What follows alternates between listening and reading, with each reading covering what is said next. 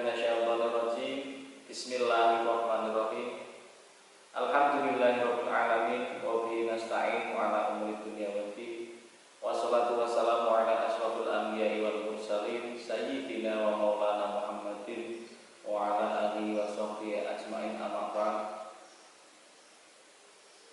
Anak-anakku yang Bapak cintai dan Bapak banggakan, pertama-tama marilah kita panjatkan rasa puji syukur kita kehadirat Allah Subhanahu wa taala yang pada kesempatan kali ini kita masih diperkenankan, masih diberi kesempatan oleh Allah Subhanahu wa taala untuk mengikuti kajian walaupun masih dalam keadaan kajian secara daring atau secara online, tapi tetap kita harus wajib bersyukur. Kedua kalinya sholawat dan salam semoga tetap tercurahkan kepada beliau baginda Nabi Agung Muhammad Sallallahu Alaihi Wasallam, dan semoga kita semua diakui menjadi umat beliau yang pada nantinya mendapat syafaat di yaumul akhir. Amin Allahumma amin. Anak-anakku yang Bapak cintai dan Bapak banggakan, pada kesempatan kali ini Bapak akan memperkenalkan diri Bapak terlebih dahulu. Perkenalkan, nama Bapak Muhammad Muzaki yang biasa dipanggil Pak Zaki.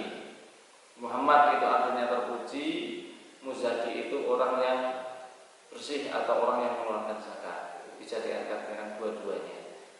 Saya lulusan di Wonosobo, pondok pesantren saya di Nurul Hidayah Wonosobo. Saya kuliahnya di Universitas Sains Al-Quran di Wonosobo juga.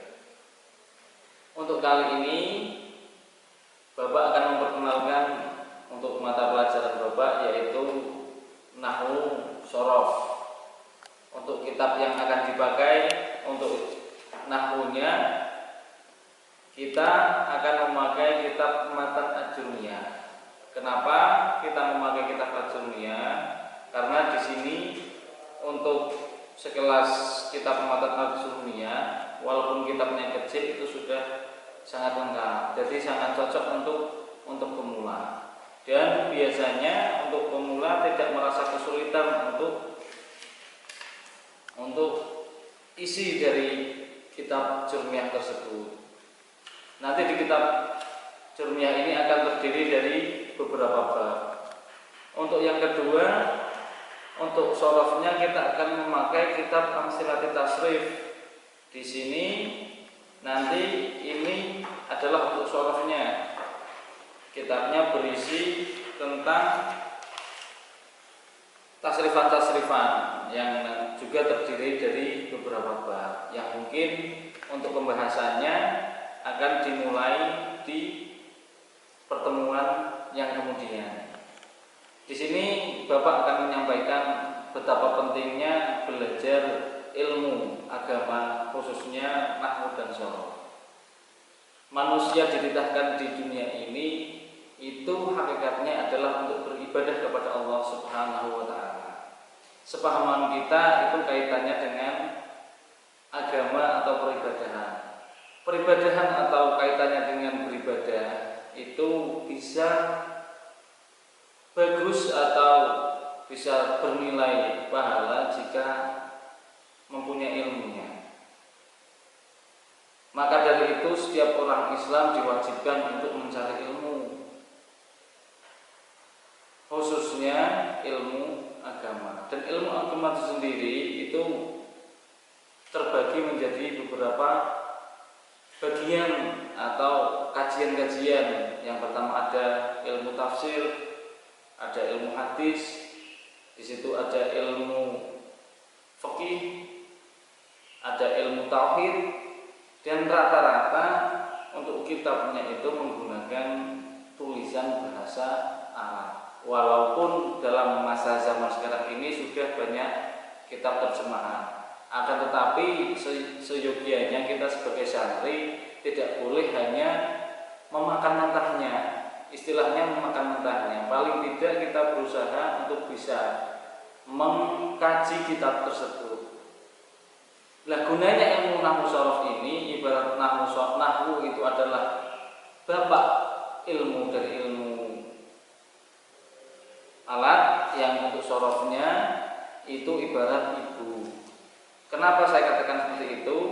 Karena untuk kitab nahwu sendiri dikatakan sebagai bapak karena dia digunakan sebagai yang untuk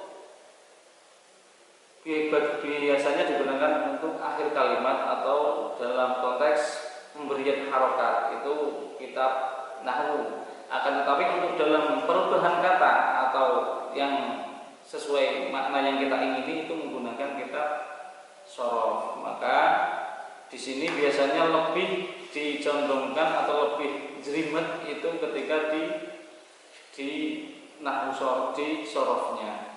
Akan tetapi dua-duanya ini penting semua.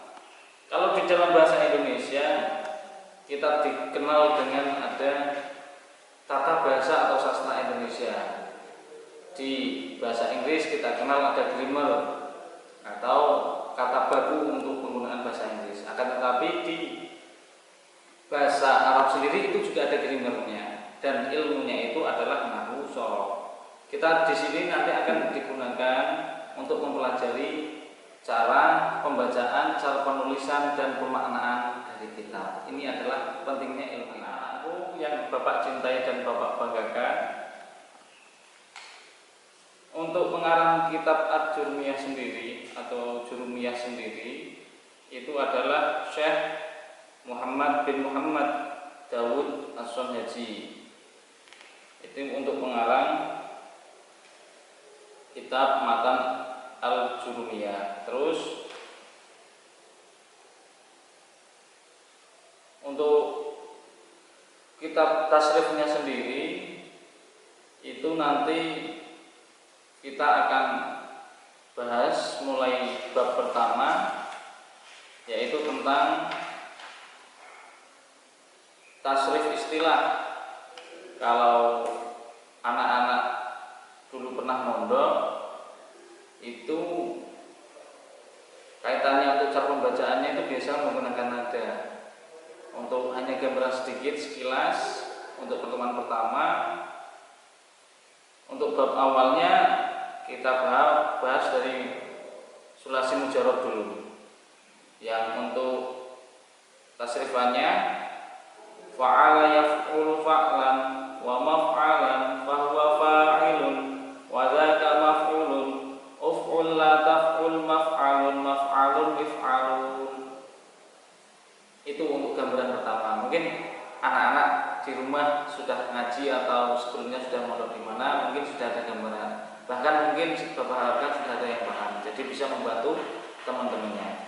Untuk kitab Jurumiyah sendiri itu nanti kita awali dengan bab kalam terlebih dahulu atau membahas tentang penataan kalimat atau kalimat itu dari apa saja, yaitu dimulai dari bab kalam. Untuk awalannya seperti al-kalam wal lafdzul murakkabul mufidu bil wahyi wa aqsamuhu salah satu ismun wa fi'lun wa harfun ja'a li ma'na. Fal ismu yurafu bil khafdi wa tanwini wa taqlil alifi wa lami wa hurufil khafdi wa hiya min wa ila wa an wa ala wa fi wa rubba ila akhirih. Untuk gambarannya seperti itu dulu anak-anak.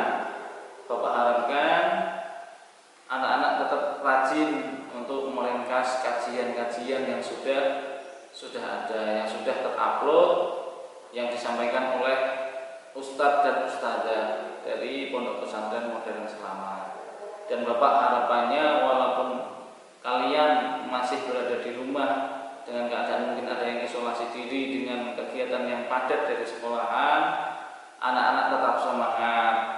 Jangan putus asa, jangan sampai ada rasa malas. Karena rasa malas sendiri itu timbulnya bukan dari kebaikan, tapi dari godaan setan. Makanya harus tetap semangat walaupun dalam keadaan seperti ini. Insya Allah ada ujungnya.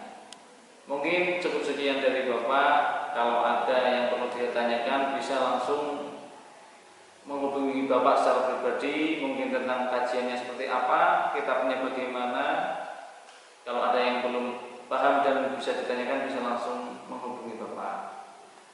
Dari awal sampai akhir banyak kesalahan dari Bapak, dari tutur kata, tingkah laku Bapak, mohon maaf yang sebesar-besarnya. Ahlul kalam wallahu muwaffiq ila aqwamit thoriq. Assalamualaikum warahmatullahi wabarakatuh.